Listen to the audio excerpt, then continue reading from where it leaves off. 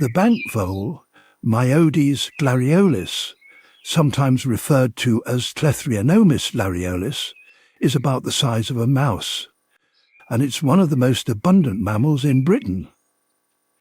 It's generally regarded as being either nocturnal or crepuscular, or in other words, primarily active around dusk and dawn, although it can exhibit activity both by day and by night. Casual observation of the voles in my Scottish garden indicated high levels of diurnal behaviour, and so I thought it would be interesting to examine this in more detail.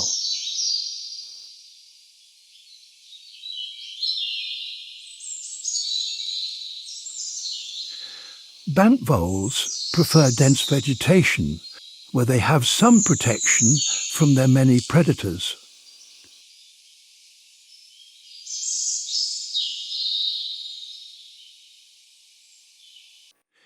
In my garden, there's a distinct vole highway that is used by several individuals.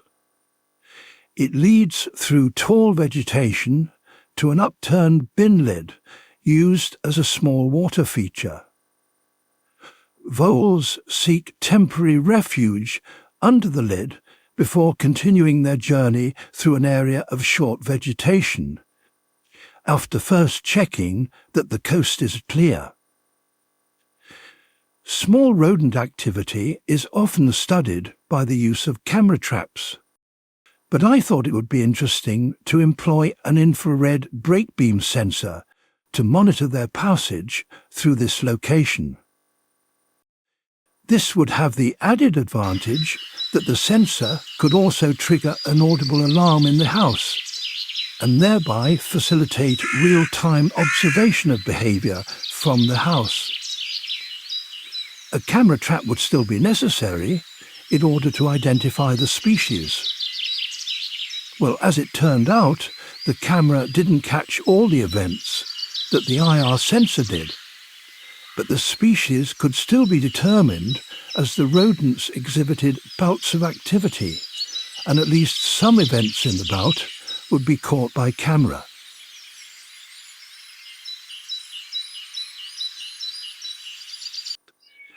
The camera evidence revealed the presence of two species responsible for brake beam hits, the bank vole and the wood mouse Apodemus sylvaticus.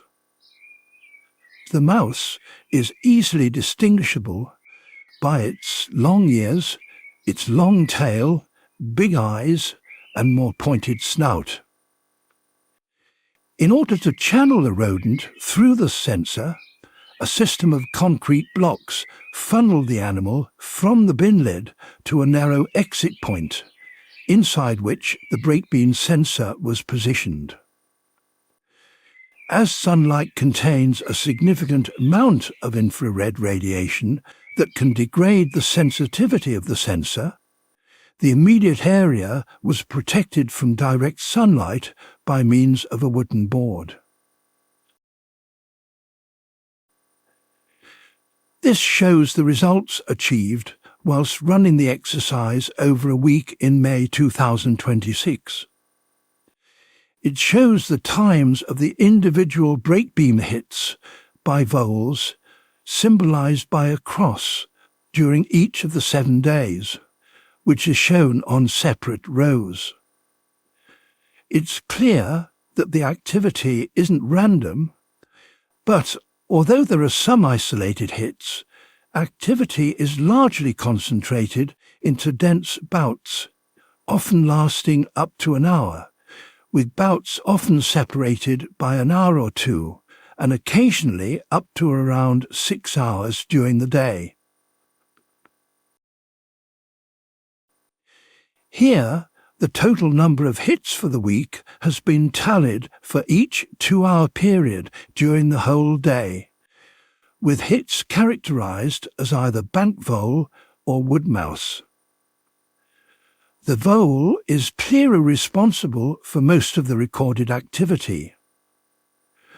Vole activity is distinctly diurnal, being almost entirely restricted to the period between dawn and dusk, with minimal appearance during the hours of darkness.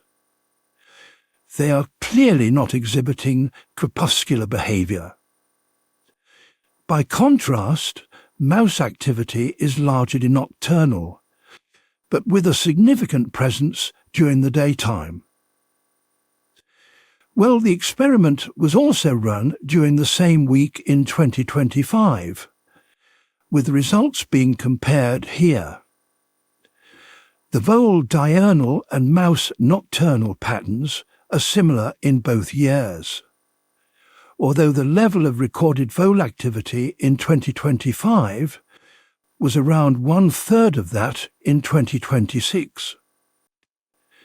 This may have been due to the different location used in 2025 and could reflect a difference in the number of animals contributing to the recorded data. The identity of individual voles wasn't recorded in 2025, but it's known that several voles were responsible for the breakbeam hits in 2026. A detailed analysis hasn't been performed to date, but there were at least 4 voles active during the measurement period, with at least 2 voles sometimes operating within the same activity bout. While it's sometimes possible to identify individuals using trail cam imagery, such as in this shot, superior resolution and clarity can be provided by DSLR or GoPro camera traps. This is one of the 2 adults observed. It's likely that it's a male. It has the typical adult chestnut brown coloration on the top and sides, and an undamaged right ear. Well, the female also has a predominantly chestnut brown top and sides, but the right ear is notched. She can sometimes be seen accompanying one or more of her pups. Note the infrared emitter just to her left. As you can see in this close-up of the female, she has a distinct black curved line below the right eye, and a large circular grey spot on the right rear flank. The pups are not only smaller, but have a distinctly greyer coloration.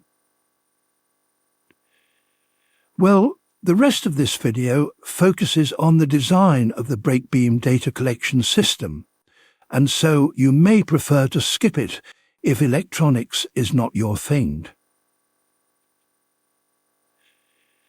The activity recording setup principally involved a breakbeam infrared sensor consisting of an IR transmitter and receiver, and the radio frequency transmitter and receiver to transfer the sensor signal to the house. The IR transmitter sends a narrow IR beam to the receiver, with the latter having a white data wire in addition to the power supply wires. These units aren't waterproof, so need the vulnerable areas protected by epoxy or hot glue. I used an RF transmitter and receiver made by KeaChip. The signal is carried on the 433 MHz band and can be conveyed over distances to about 70 meters. This is how the IR sensor was configured on a bucket handle. The maximum distance between transmitter and receiver can be up to around 50 centimeters, although a much smaller distance was only required for this particular application. This shows the transmitter circuit, and the normal operation, when the IR beam is unbroken, the IR receiver produces a 5-volt high along the data wire.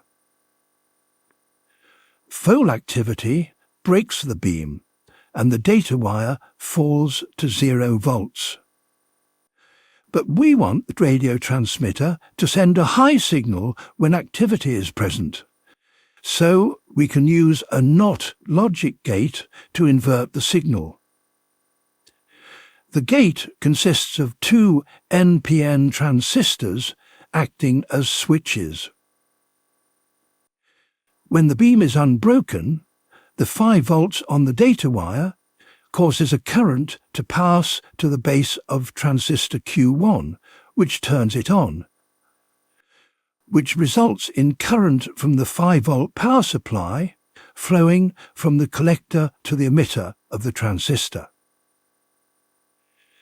Now very little current flows to transistor Q2 due to the much higher resistance of this part of the circuit. But when the beam is broken, transistor Q1's power supply is switched off, so it no longer serves as a conduit for current from the main 5-volt supply. Instead, the current is diverted to the base of Q2, switching it on, which in turn shorts input 1 of the RF transmitter to ground. It's the action of one of its pins being grounded that's the trigger used by the transmitter to send a high signal over the airways. The receiver circuit, which sits in the house, is a little more complicated, although it can be considerably simplified more later. It's built around an Arduino microcontroller. On receipt of a high signal from the transmitter, the receiver conveys the high from one of its output pins to an Arduino input pin. One of the roles of the Arduino is to power a passive buzzer from an output pin. An audible indication of Vole activity has proved to be very useful in system checking and if real-time visual observation of Vole behaviour is desired. 2 modules are connected to the Arduino on the I2C communication bus: a DS3231 real-time clock and a 16x2 line LCD display unit. Now the Arduino already has a built-in clock, but it's not very good. A micro SD card writer is attached via the SPI bus. When the receiver sends a high, the Arduino gets the date and time from the RTC and displays it on the LCD display unit, while also appending it to a text file on the SD writer.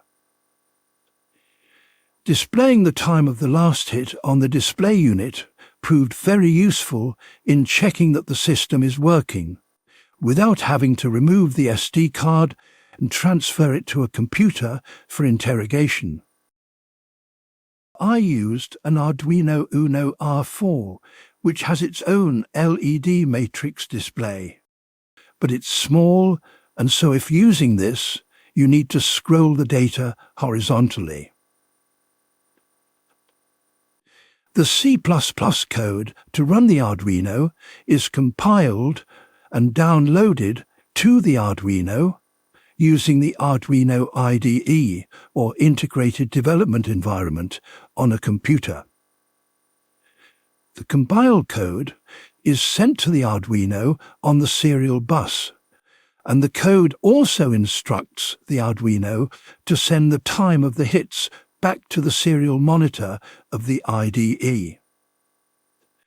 This means it's possible to simplify the receiver circuit considerably by dispensing with the LCD display and the SD writer, as long as you're prepared to keep the computer running throughout the duration of data collection.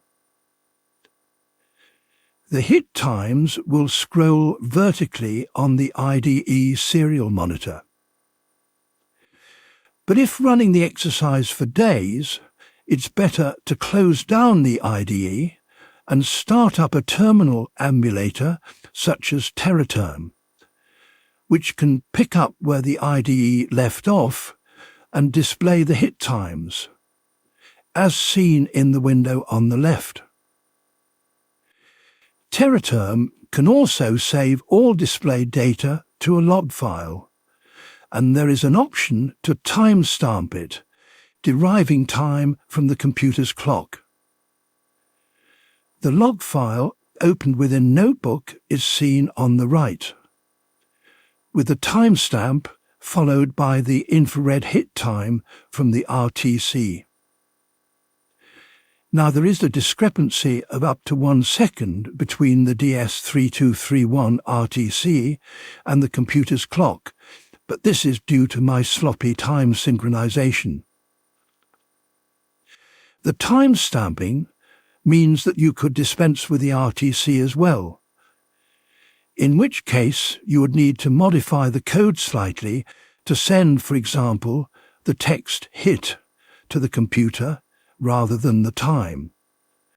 Or you could send the time as provided by the Arduino's built-in clock, which would be corrected by the timestamp.